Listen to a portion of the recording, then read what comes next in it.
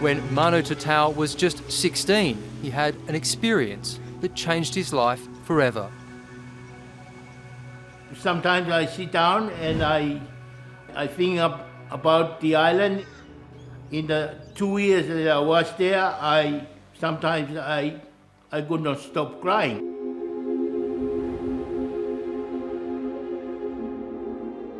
In 1965, he was one of 6 teenagers from Tonga who borrowed a boat and attempted to sail to Fiji, only to spend 8 days lost at sea before their boat was wrecked on the coast of a lonely island called Ata. Somehow they managed to survive there for 15 months. So I thought it was a completely amazing story. When historian Rutger Bregman set out to tell their incredible story, a more grim tale soon came to mind. Lord of the Flies, the best-selling novel that became a classic movie. Who'll join my tribe? I will join. I'm chief, and what about the fire? And I've got the conch. I read it when I was 16 years old, and I remember being, well, more than a little depressed after finishing it, but also I had the feeling like, well, this is how, probably how real kids in the real world behave. Life at the moment is idyllic for the 6 Tongans who once gave up all hope of seeing civilization again. It was just really incredible to find out that the real Lord of the Flies is a story about friendship and cooperation and human resilience. Rutger Bregman tracked down survivor Manu Tatau, now 72 and living in Brisbane. In the beginning, in the first 3 months, we eat things raw, and there is not much to eat. And some of the tastes they developed during their isolation are still there. Raw fish, for example, still makes the best breakfast. They made a garden, a badminton court, even a guitar from coconuts and driftwood. Next, they made a house. Eventually, they built a thatched dwelling and ways to capture fresh water. It was beginning to seem like home. The interesting question, obviously, what made them able to survive, right?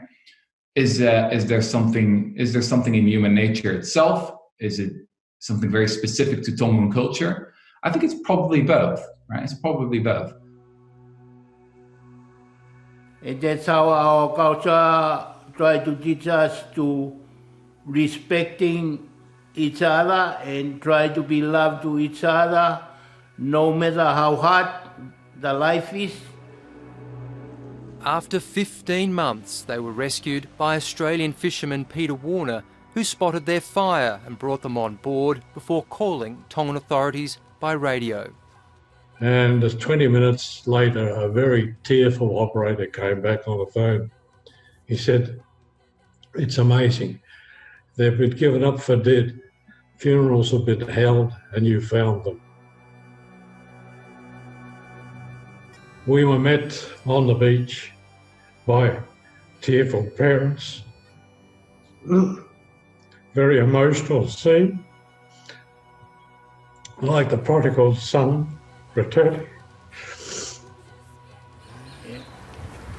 I still count Peter today as my father, because I know if he doesn't come in the island, and I won't be here today. If we assume the best in other people, we can also bring out the best in other people. The reality is that we have one example in all of world history of real kids shipwrecking on an island. And it's this incredible story of human resilience and friendship. I mean, I'm just saying we should tell this story, for generations to come.